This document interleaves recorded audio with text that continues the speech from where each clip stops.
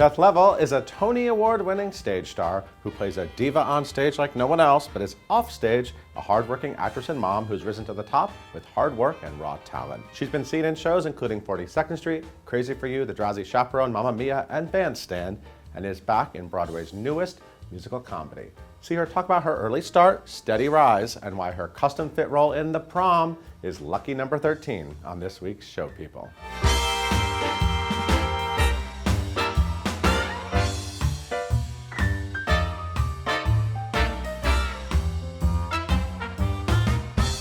Beth Leavel. Hey. I'm so happy you're here. I'm so happy to be sitting in this white chair. I don't know what took me so long to invite you here, but now that you're here, I'm thrilled. I'm thrilled to be here. Thank you for inviting me. And The Prom is here. I feel like I was one of the first fans of The Prom because I saw it down in Atlanta. I know. And thank you so much. You are welcome. And I fell in love with it. And it's finally on Broadway. I mean, it hasn't been that long of a gestation period, but no, not for original Broadway shows. It actually sort of kept moving along. How does everybody. it feel at this point in your career? What is it like birthing a new musical? There's nothing like it. It's such a privilege to have an original musical come your way, written for you. Yeah. It's spectacular, and this one is so good, and it's so special, and it speaks to me, and I'm just couldn't be happier. It's a lot of work too. Yeah. Let's talk about Dee Dee Allen. Dee Dee Allen. She is your new alter ego. She's my, yes. I feel like she might haunt you for the rest of your life. Oh, I hope so. I hope so. Somebody said, what's the difference between Dee Dee and Beth? And, you know, there's a fine, fine line. But I said, Dee Dee carries her Tony Awards in her purse, and I do not. That's the difference. That's the difference. That's about it. No. Dee Dee Allen is a big Broadway star, and you play her in The Prom. How do you sort of see her career up to the point that we meet her? Like, who is she? She's a diva. She's worked and worked and worked. Is she super talented, or is she just a star? Not sure, because she's in this huge flop when the show starts. It opens with a flop. So something has happened, and she's kind of leads with her ego and her narcissism. So in that way, she's a little different than I am, but she's had an amazing career of being a star. Yeah. Where I feel like I've had this fabulous career of being a worker bee and being really lucky to, earning these roles and really working really hard. I think her career has been easier than mine and just kind of comes to her more easily.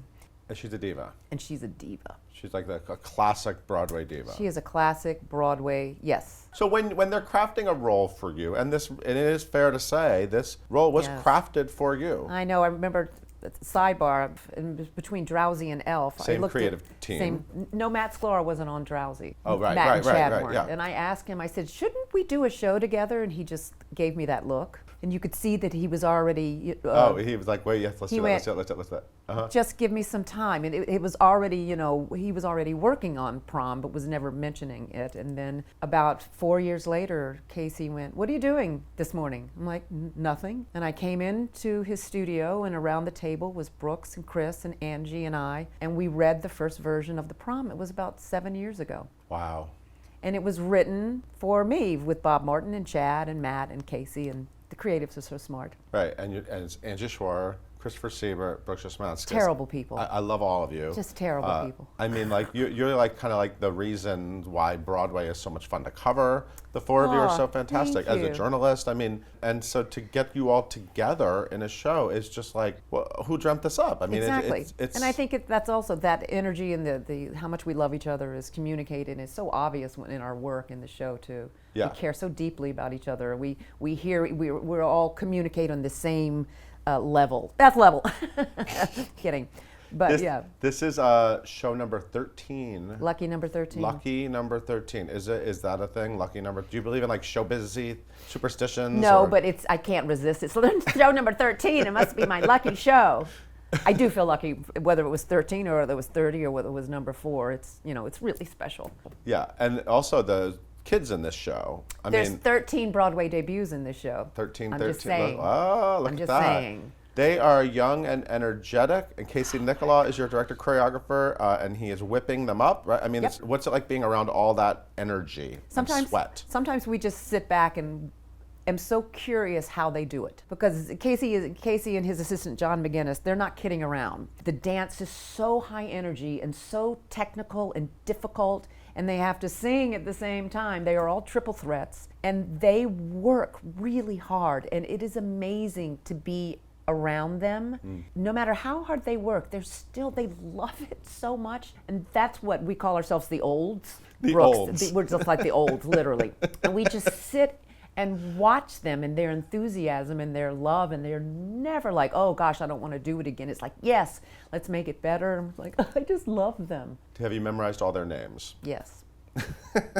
That's kind of the first thing I do. I can't stand Really? not knowing their names. You're good at that? Yeah, and then when I get to the theater, I want to know the crew's name immediately. Wow. So we all, yeah. Wow. Well, yeah, I don't want to go, Classic. hey, you. Okay. I mean, they can say, hey, Yeah, you I mean, to me. it just seems like it's a lot of Hey, work. you old, get out of my way. No, it is, but they're going to be my family, hopefully, for a really long time. When you are involved in a show, you said 7 years since that first day, and you're crafting it, are you like coming up with funny bits? Are you coming, I mean, obviously you are. You're in the room, you're like throwing jokes around. What is that process like when you're working with writers and a director you love? And Well, I trust them so much. Yeah. That makes my job much easier. But I'm in a room with Bob Martin, Matt and Chad and Casey. I can never be funnier than Bob Martin. But it's interesting, hearkening back to Drowsy, when Bob was on stage as Man in Chair and wrote the book, he would write it. During previews, we were trying out lines to see which one got the biggest laugh. So that's what we're doing now with Prom, he'll throw me a line because he understands my comedy so much, which isn't that much different from Bob Martin's, thankfully, and see what lands, see what sticks on the wall. But one of the things in Drowsy Chaperone, they couldn't find a response that made him happy to, the character would come over to me and say, isn't it a little early to be drinking? There must have been 20 lines to that response. One of my favorite ones was he would go, say, isn't it a little early to be drinking? And I would turn to the audience slowly and go, not in Burma. That didn't make the cut. There was literally like 19 other ones, and finally we hit one night when he could say, isn't it a little early to be drinking? And I turned slowly to the audience and I go, I don't understand the question. And our scene partner, the audience, went, ha ha ha, and I could hear Bob Martin's wheels going, check, that one stays. So that's the one that stays. And that's what we're in the process of doing now with Prom, but they're all landing. Right. They're so smart. Right. They're so smart, To make good those jokes. kids, to make the jokes. And also this story has so much heart that it's constructed, it's crafted so splendidly. Yeah. Well, because Dee Dee's layered too. Absolutely. There's stuff going on there. Which is so interesting too, to do a character that's not just bah ha ha funny belt, to really have an arc to this woman as she discovers her humanity. Yeah. And sheds her divaness and finds some kind of authenticity and humanity again. We in didn't her get life. that from the Drowsy Chaperone. No. No, Even but you though got she a had Tony. heart. How's your Tony? It's so happy, thank you. Yeah. When's the last time you looked at it? Is well, it at it's home? in my purse. No, It's I'm not in kidding. your purse. No, it's not in my purse. It goes on field trips. I take it to the theater, or Yeah. I was teaching a class and I brought it with me, and so everybody can take pictures with it, and it makes the Tony very happy. That's very sweet of you. Well, To wouldn't share. you have loved it when you were in high school or college to go, oh hi, can I hold your Yes, of course. Tony Award? Yes. And take a picture and send it to my Yeah. mother. Yeah, it's You're- pretty special. I love that you're sharing it to the community, with the community and the Yes. fans. Yes, That's just how you are. that's how I roll. All right, we're going to take a quick break. We'll be back with more Beth Leavel. Woohoo!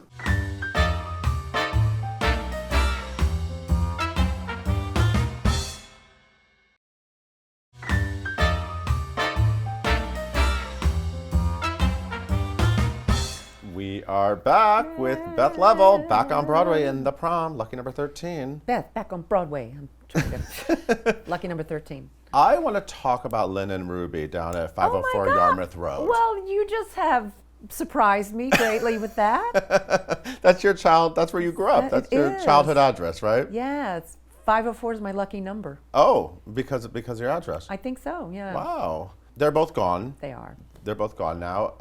This is North Carolina, right? Raleigh, North Carolina. Raleigh, North Carolina. I want to know about young Beth Leavel. I want to know where all this came from. Exactly. I want to know the origin story of this fantastic woman. Oh, you're so sweet. You had a brother who actually passed away. In January. Yeah, earlier this year.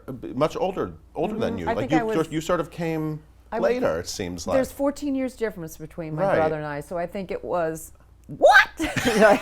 What? Lynn and Ruby, I was surprise. like, oh no. Matter of fact, she like hid the pregnancy. She said, Oh. well, I was at Bridge Club and I said, I'm not going to be back next month. And they went, why? And she said, well, I'm having a baby.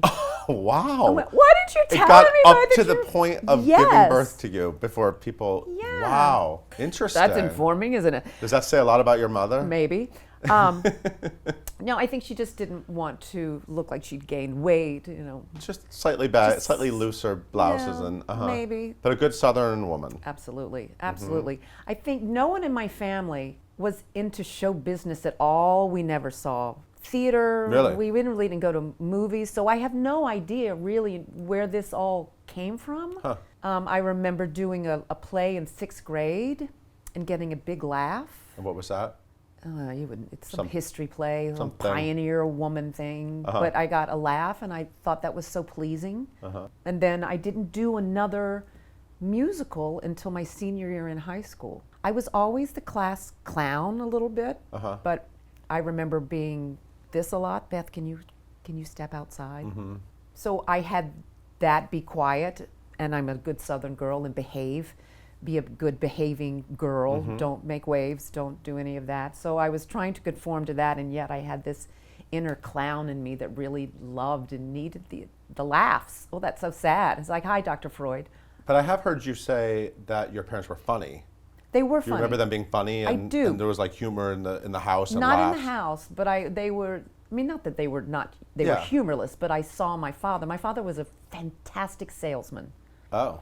who, in his retirement, worked for a television station, kind of like Mad Men, selling advertising. wow. So part of my first jobs was I would model for some department stores, but I didn't have to be funny. And my Wait, mother, you would model what? clothes, the grill. Oh. I would this like is part flip of your a dad's, burger. part of your Yeah, dad he would got you just the go. gig. Yeah, I'll bring Like my Beth can- daughter in. You flip the burger and we'll sell the grill.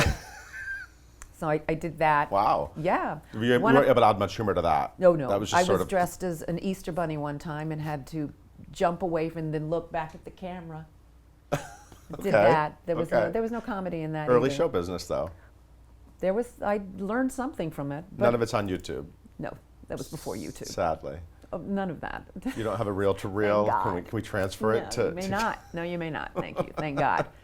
But they had a sense of humor. And watching my father work a room, and he could be very entertaining. But I think it somehow informed the DNA someplace. And then I did the musical my senior year in high school, and I think my parents, I was so thrilled to be in that room with people of like mind. I remember kind of a light bulb going off, going, wait, what in the world is this? Was that Brigadoon? That was Brigadoon. You scare me a little bit. I love that you know all that stuff. And then you were sort of like, this might be it. This It might be a it, but I path. had no idea in Raleigh, North Carolina, what to do with this might be my path. Right. That seemed like an impossibility. So you I studied went to social school. work. So I got a degree in social work, counseling, Uh-huh. which, as we know, how could that hurt anything? That's come in really handy. And I got a minor in theater, and when I was at Meredith College in Raleigh, which was an all-girls school, I went so far away to college. Like, I'll go next door. I did everything I could get my hands on, community theater, black box theater, and I had a teacher there, a mentor, who kept pushing and Oh, encouraging. wow. And Who is that? her name was Linda Bamford. I'm so grateful to her. And at the end of it, she said, you really need to at least try to explore something to do with this curiosity that you have, this passion. But I was not moving to New York. I was terrified. So that's when I decided to go get an MFA from the University of North Carolina at Greensboro. And in those 2 years, that changed my life. It's like this, I can do nothing else but this. Did you have confidence before that? Was that what needed to build up? Yes, and confident. And independence? I just needed to learn more. Yeah. I just needed to grow as an artist. I needed to start discovering really who I was as an artist, and you could only do that when you just commit yourself. I just studied for 2 years and found who I was as a performer, tried to find who my voice was, and that's when I discovered I am funny. And I learned so much from the people around me and some of the teachers I had. John Joy, Dr. Joy, he was another mentor. He was in the ensemble of Fig Leaves Are Falling. Oh, I've heard of that. And he came down, so we just worshiped him. He had been on Broadway. Uh-huh.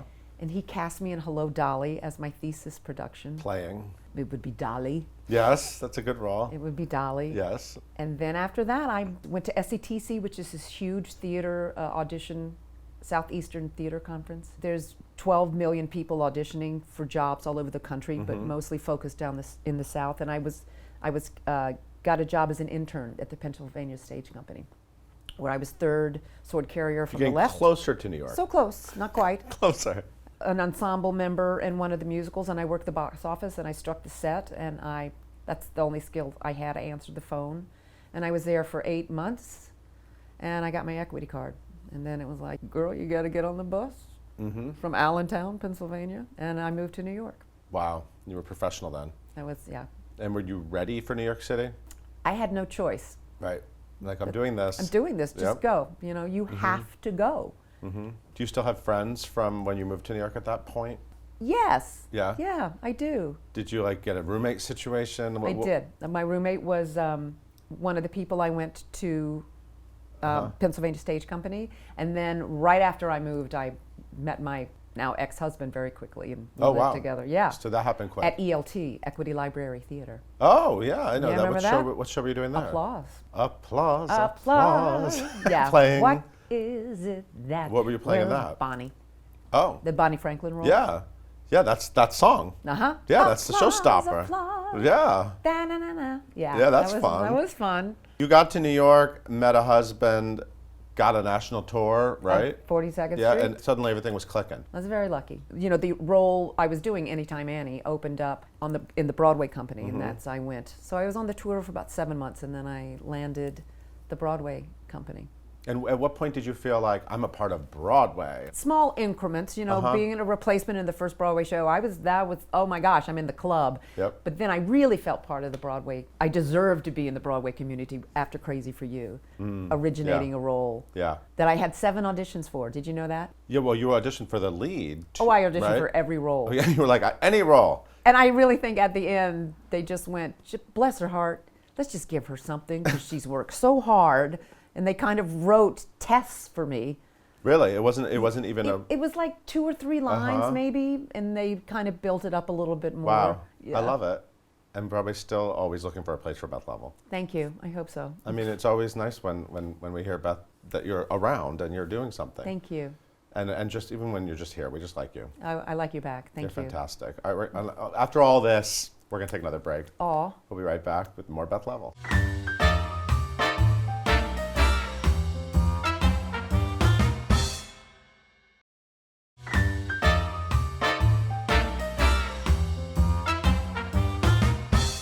We are back with even more Beth Leavel. What are you looking at, my Your hair, I love it. Thank you. No, I'm having product envy.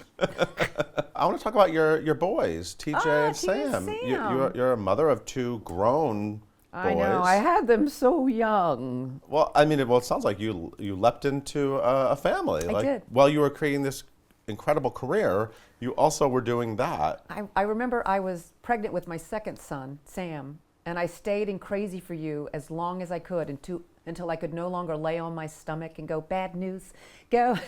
I was like, oh, oh, oh, oh. Or the audience, you could feel them going, what's wrong with that girl? So then I left. Yes, people, I get asked a lot, how in the world did you raise a family and have this career? Yeah. I can't see doing it any other way. And my husband, John, at the time, he helped me a lot. You know, we were a real unit, and having kids and being quote unquote normal was really important, and it grounded me, and I love my family, and it lets me do my work. It allows me to have the joy and the energy and the love I have for my work and my family. They just kind of balance each other out. Yeah. They could care less about theater, though, my kids. Oh, I mean, being an actor, they love theater. They love to come watch Mom, but you know, people go, aren't they in show business? Like, oh no. What are they interested in? What do they do? What's their life? Well, they're both selling cars now. They are both selling cars until they figure out what they want to do next. Oh, okay. Absolutely. Sell some cars. Absolutely. Well, next time I'm looking for a car, I'm gonna. Did you know the story about my son's venue into his one show business? No. So I was doing Crazy for You, and TJ, who's now old, I couldn't find a babysitter. And this was for a Visa spot. So I thought, oh my gosh, Visa, that would, pay the mortgage. So I said, TJ, you're going to have to come with me. So we went over to the fancy advertising agency in the East Side. Okay. And this commercial was kind of based on the Power Rangers. Remember those? Yeah, of course. So as I was reading the copy, I looked at the casting person. I said, oh my gosh, this is just like my son, because he was obsessed with Power Rangers. And she was, you have a son? And I went, yes. I said, he's out, because I knew I would know people in the lobby. He said, he's out sitting in the lobby just waiting for me. All right, Mama Rose. That's right. And she went, does he want to audition? I'm like, doo-doo-doo-doo. He sure does. It's like, so he came in, and of course I left the room, and his audition was, it was awful. He had to sit down and play with toys. Oh. Horrible. So, life is hard. So he did that. I get home, we were living in New Jersey, and there's a message on my answering machine from the casting person trying to set up a costume fitting for TJ. I'm like, what? So I called, Wow. he didn't have an agent. I called my agent. I said, what? What do we do? He said, oh my gosh, TJ booked this job. Did you book it? No. Oh. Do you want to know why? Because I didn't look like his mother. So in the advertising world, you did not look enough like your actual son's mother. Correct. Good times. That was his venture into show business. So did having a family make showbiz easier? Did Yes. it make rejection easier? Yes. Because, yeah, I'm sure Yeah. it did. Yeah, because my life isn't show business. Yeah. My life is show business and the love of my family and friends. Yeah. It grounded me. No wonder you're so healthy. Thank you. Were there ever really low points career-wise? Absolutely. Yeah? Does anything jump out as a point where you were like, you know what, at this point, forget it. I'm out. I never did that. I never got to that point. There's just times when I felt like I couldn't get work. Just wasn't the time. And there's Yeah. times when you have devoted so much time to a show, i.e. Civil War, Yeah, yeah. and then it just Yeah. doesn't do what you wanted Right. it to do, and you're financially trying to take care of a family. Those are low points, just figuring out, all right, how am I going to pay the rent this month? Yeah. And working Because you had more that out. responsibility on I top have of a responsibility, which Yeah. I wouldn't change for anything. But those are my low points. But I never, ever have thought, "Ooh, I need to quit." Uh-huh. I knew something would come up. I really know the next thing. The good news about show business is that you never know what's coming next. The bad news about show business is you never know what's coming next. Like Drowsy Chaperone, my Yeah. phone rang. I auditioned. I didn't get the part. And then, 4 months later, the phone rings and my agent goes, oh, I have an offer for you. I'm like, what are you talking about? Because we Wow. love offers. And Yeah. this was kind of a low point where it was like, oh my Right. God, maybe I should teach more or something. And he said, yes, you've been offered Beatrice Stockwell in The Drowsy Chaperone. And I said, no, I didn't get it.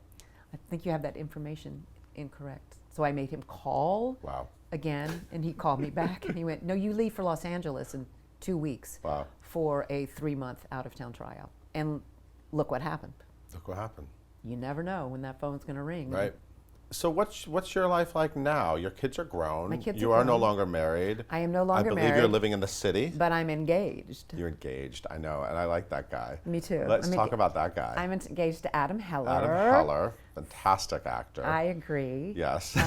People going, when are you getting married? When are you getting? He's like, I don't know. I'm in show business. I have to see what happening with Prom and when I can get a vacation. And He's in Popcorn Falls. His fantastic off-Broadway show, Yep. directed by Christian Borle. And so it happened really fast. And other than opening an original Broadway show, being in 10 out of 12's previews, and getting engaged, nothing is happening this year. Does it feel like a whole new chapter in your life and a new wave in your life? And World, don't you dare close your eyes. Yes, I'm thrilled. I'm so happy about 2018. I'm happy for you. Thank you. It's fantastic. Thank you. So what's the best thing about getting to this point in your career? I mean, you're an established name. Real theater fans and Broadway fans know you. They know sort of what they're getting with you. They know they're going to laugh. Although you can also make people cry. Let's be honest. So how do you feel about your career now when you look back on these amazing 13 Right. show Broadway journey, and obviously so many things regionally and elsewhere, but how are you right now? I'm really good. Yeah. I'm a little tired, but that's just because of all this. I still sometimes am in disbelief. Like hearing you even say that, I'm go, are you talking about me? Right. Wait, are you talking about me? Yeah, I am. Yeah, because I don't feel that. I feel incredibly lucky that I've been blessed with all these opportunities. Right. And now Prom, I work hard. I really work hard, but I've been lucky. And to have a show like Prom written for me, I don't think it gets much better than that. Obviously, the Prom does feel kind of like a pinnacle kind of show for right now. It does. It does. It really does. Even this early, I'm scared. I know, you don't want to say anything about it. Of course, it's a new show. People need to go see it. But are there other dreams and goals for like where you want to see yourself 20 years from now? And no, just sort of take it as it comes. I'm just taking one day at a time. That was a good show. One day Bonnie at a time. Franklin, See? and that's your role she did your Hello. role in Applause. Look at that. One day at a time. Hey, we're so connected. It's one day at a time. I've kind of learned that's the best way to, not that I don't have goals, but Right. let's just enjoy one day at a time. Let's just be in this moment until something else special and wonderful knocks on my door. It always does. It always does. Pui, pui. Well, thank you so much for being here. And you have a Oh ring. my gosh, I'm thrilled. You will be seeing me at the Longacre Theater often Cannot wait. to see the Prom, because I love that show, and you all will love it too. Thank you so much, Beth. I love you, Thank you for madly. coming. Thank you for watching. We'll see you next time.